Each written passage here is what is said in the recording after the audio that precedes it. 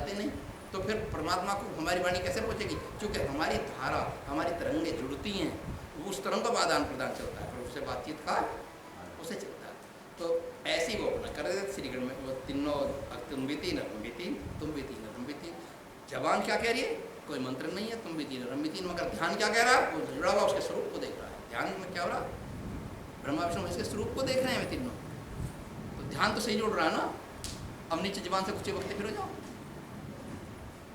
एक व्यापारी अंग्रेज पादरी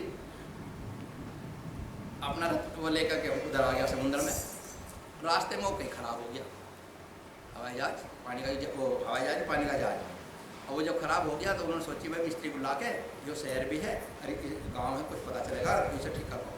और वो उसे ठीक करवाने लगे, तो उन्होंने कहा भैया 3 घंटे लगेंगे, और 3 घंटे तक तुम कहीं भी घूमो टहलो, और उसके बाद जब हॉर्न बजेगा तो सब यहीं आ जाना, तब जहाज चल पड़ेगा। तो मिस्त्री उसमें लग गए। अब वो पादरी 1-2 पादरी को लेकर टापू पे घूमने लगे। जब टापू पर घूमने लगे, घूमते घूमते देखे क्या है, अरे यार ये 3 आदमी खड़े हैं, चल के देखेंगे क्या है पास में। अब वे तीनों जो वहाँ पहुँचे, वो कह रहे चुपचाप आँखें बंद कर रखी है और मगन में बैठे हैं, तुम भी तीन, हम भी तीन, तुम भी तीन, हम भी तीन, तुम भी तीन, हम भी तीन। तो ये बहुत सा वजन है। पादिल ने कहा अरे यू क्या मामला, तुम भी तीन, हम भी तीन, ये तो बेवकूफ़ है ना, किसी ने ज्ञान नहीं बताया ना, भगवान ऐसा थोड़ा ही मिल जाएंगे, ऐसा ना मिलने के। तुम भी तीन और हम भी तीन, तुम भी तीन और हम भी, ये मंत्र है। आरती योनि, इबादत योनि, स्तुति योनि, वंदना योनि, कोई बात है, मंत्र योनि। तो उस पादरी ने कहा भैया इस तरह से तो तुम्हें सारा जीवन बीत जाएगा, पर तुम्हें भगवान के दर्शन नहीं होंगे। उन्होंने फिर कैसे होंगे? अब मैं तुम्हें एक वो लिखाता हूँ, आरती वंदना, उसको गाया करो। उन्होंने कहा ठीक है। अब उन्होंने भैया अपनी वो आरती है हिंदी में लिखवा दी थी, तो वो अंग्रेजी में, अंग्रेजी के शब्द हिंदी में लिख दिए, वो लिखवा कर बता दिए, और इसको भजो, इसको भजो। वो 2-3 लाइन वर्ष जब तो सर याद करवा दी। अब याद करवाने के बाद में वो हॉर्न बज गया, और वो जोते भागे। अब जाकर समुद्र में उसमें जहाज उनका बैठ गए, भी चल पड़ा। जब समुद्र में जहाज चल पड़ा, अब वो भूल गए और यूँ क्या बता गए थे। और जब भूल गए तो वे भी अपना मुझसे काम छोड़ के, और बस फिर उन्हें सोची भाई ये तो जहाज चलने वाला है, अब इतना इस किनारे से उस किनारे जाने के बाद तो जहाज छूट गया, आगे जा लिया। जब जा लिया तो वही नीचे खड़े खड़े, अब वो मंत्र तो याद नहीं आ रहा। जब याद नहीं तो फिर उन्होंने वही काम शुरू कर दिया, तुम भी तीन, हम भी तीन, तुम भी तीन, हम भी तीन, तुम भी तीन, हम भी तीन। अब वो जल पे चले आए, जल पे चले, चूँकि शब्द के अर्थ कोई नहीं, भावना और तरंगे जो जुड़ी हुई थी परमात्मा से, वो काम कर रही है। पानी ने उठा लिया प्रभु ने अपना, भक्त तो मेरे ही है, चल दिया। जैसे क्या कह रहा है, कैसे भी तेरे हैं हमारे हैं। तो वो हाल उस उनका था। अब वहाँ उन्होंने देखा, पादरी ने पादरी को बताया, साहब वो पीछे देख लो, 2 आदमी, 2 आदमी 3 ही थे, वो भी 3 अगुए आ रहे हैं। उन्होंने कहा कैसे आ जाएंगे? मुझे देख लो, देख कर झाँका तो पानी के समुद्र में आ रहे हैं, तो चले भाई, उन्होंने जहाज रोक लो। अब जहाज रोक लिया, अब रोक तक साथ ही भाई होते भाई में पहुँच गए। अब जाके दरवाजे की तरफ खिड़की के द्वारा खड़े हुए, पादरी साहब ने खिड़की खोल ली, कह लगे अरे क्या बात है? उन्होंने कहा जी वो तो हम भूल गए, जो तुम बता के आए थे वो तो हम भूल गए। अब हमने सोचा पूछन आए। उन्होंने कहा अच्छा। उन्होंने कहा भैया तुम्हें जरूरत ना, तुम्हें जरूरत ना, तुम तो वही जप जाओ, तुम भी तीन, तुम भी तीन और हम भी वही जप जाओ, उसकी शक्ति से तुम जल पे तैर के चले आए। तो इससे ज्यादा और कुछ नहीं, जाओ तुम भी तीन और हम भी तीन, वही है मंत्र। तो मंत्र का सहारा दिया गया है, सहारा दिया गया मंत्र का। मंत्र एक सीढ़ी के डंडे हैं, उन पर चढ़ करके आपको ठीक छत पर चले जाओ, तो क्या सीढ़ी को घंटा करोगे? सीढ़ी तो नीचे छूट जाएगी ना, वो नीचे छूट जाएगी। तो ऐसा ऊपर जाना। तो ये सब लोग इसी में ही है। मीराबाई थी, समर्पण में आई भगवान श्री कृष्ण के स्वरूप में। एक पेड़ के नीचे वो खा लिया था, जहर दे दिया था, और उसने निकाल दी घर से, राजमहल से।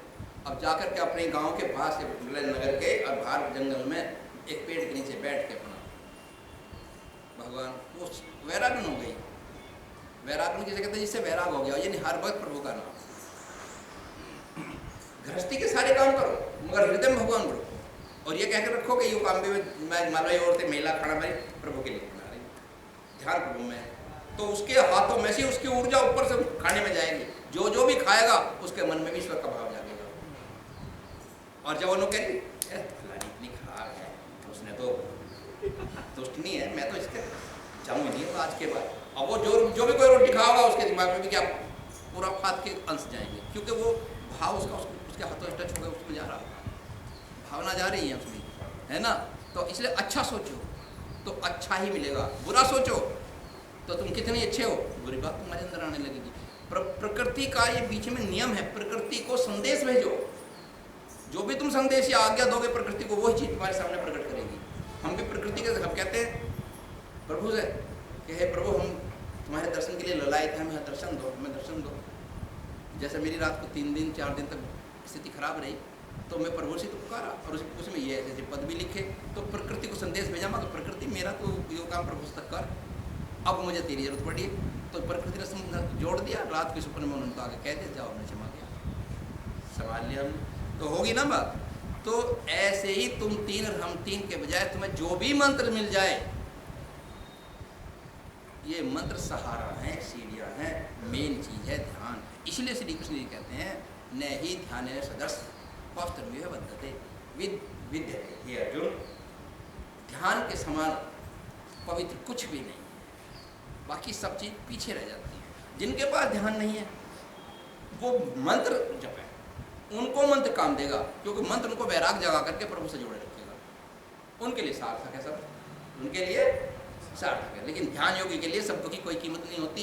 जब वो ब्रह्मांड में चढ़ता है, अब महाकांड शरीर में चलता है, तो वहाँ कोई शब्द ही नहीं होता। ये सारे ये जो तुम हम जब पाते हैं सब छूट जाते हैं रास्ते में, क्योंकि वहाँ जाते ही नहीं, उनकी धारा ही नहीं है वहाँ तक जाने की।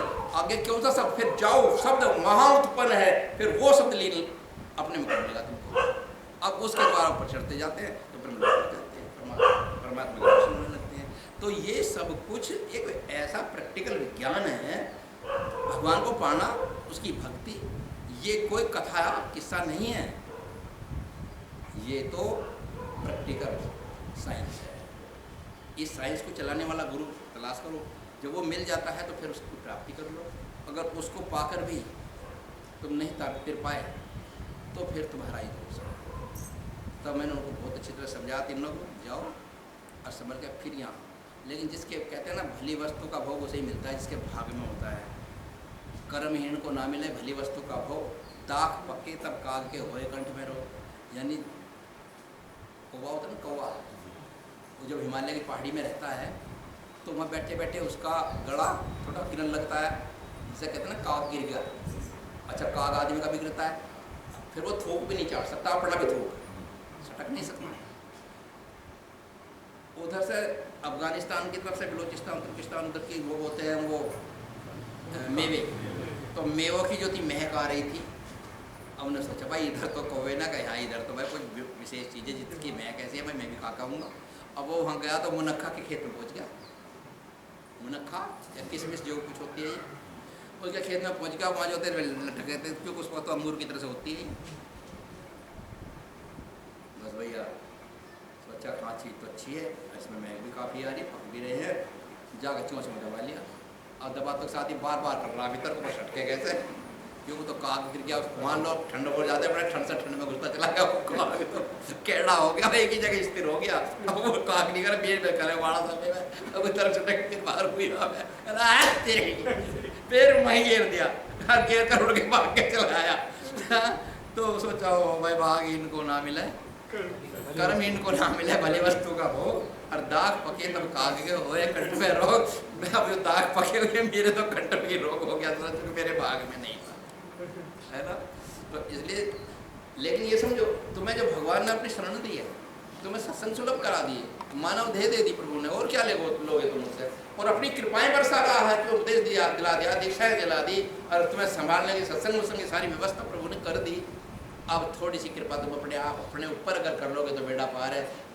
सारी चीज प्रभु ने दे दी और तुमने अपनी कृपा अपने पर नहीं करी, तो वे दी हुई कृपा भी निष्फल चली जाएगी। प्रभु का कोई दोष नहीं, आगे से बढ़ के चलना है। बोल मेरे गुरु महाराज की जय।